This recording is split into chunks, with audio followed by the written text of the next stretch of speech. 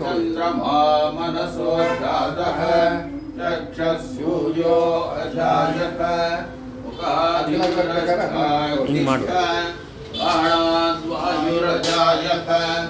आभ्या आसीदन्तरिक्षं कृष्णौर्जौ समवर्धत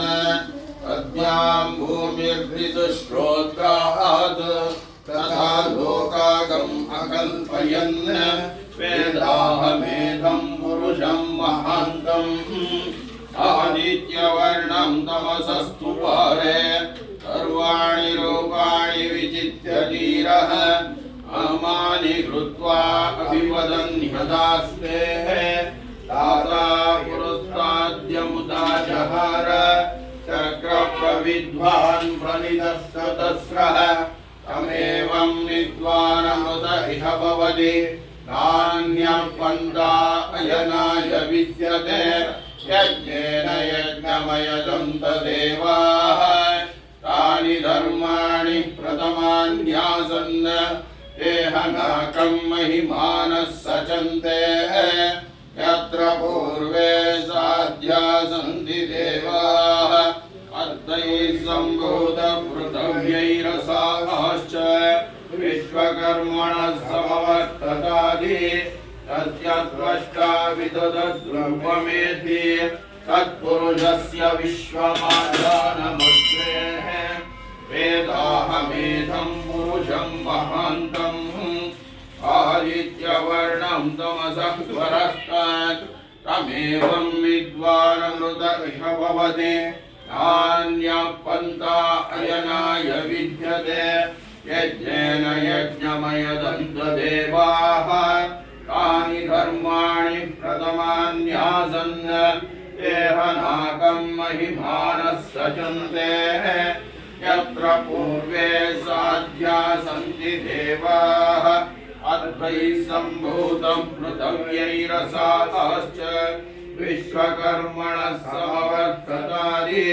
तस्य त्वष्टा विदधद्रूपमेति तत्पुरुषस्य विश्वमाधारमग्रेः वेदाहमेधं पुरुषं महान्तम् आदित्यवर्णं तमसः परस्तात् तमेवं विद्वानमृत इह भवति नान्यः पन्था विद्यते अयनाय प्रजापतिश्चरति गर्भे अन्तः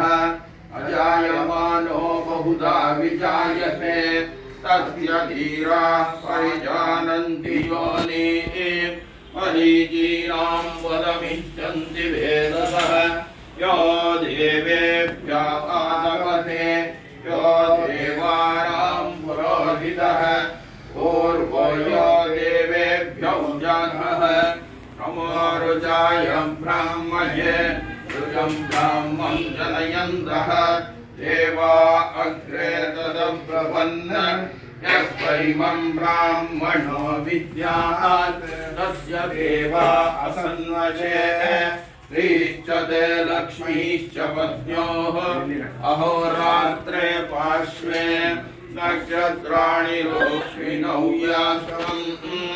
इष्टं मनिषाण अमं मनिषाण सर्वं मणि ॐ दक्षयो रावणीमहे गातुं यज्ञाय गातुं यज्ञपतये दैवीः स्वस्तिरस्तु नः स्वस्तिर्मानुषेभ्यः ऊर्ध्वं जिगातु भेषजम् शन्नो अस्मद्विपदे शञ्चतस्पदे ॐ शान्ति शान्ति शान्तिः पुरुषसूक्तं समर्पयामि ॐ नमो भगवते वासुदेवाय शान्ताकारं भुजगशयनं पद्मनाभं सुरेशं विश्वा